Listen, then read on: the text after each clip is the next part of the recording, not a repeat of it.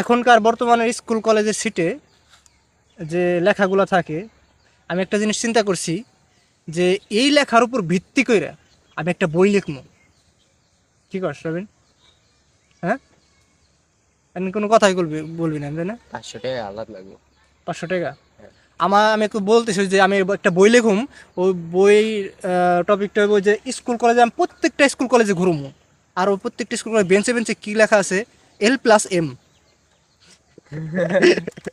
L+M। তারপরে কত কিছু গান লেখা থাকে, P+T। তারপরে লেখা থাকে প্রিয় শুধু তোমারই জন্য, এইসব লেখা থাকে। আমি ভাবতেছি এই সবের উপর ভিত্তি করে একটা বই লিখলে কেমন হয়। কারণ পোলাপান তো যে মনে কর যে ক্লাসের পড়া পড়বো না, প্লান হলো খাতা কলমে পড়বো না, প্লান পড়তেছে হলো কিসে, বেঞ্চে পড়তেছে। হ্যাঁ, মানে কতটা শিক্ষিত ব্যক্তি যে ওরা খাতা কলমে পড়ে না, বেঞ্চের ভিতরে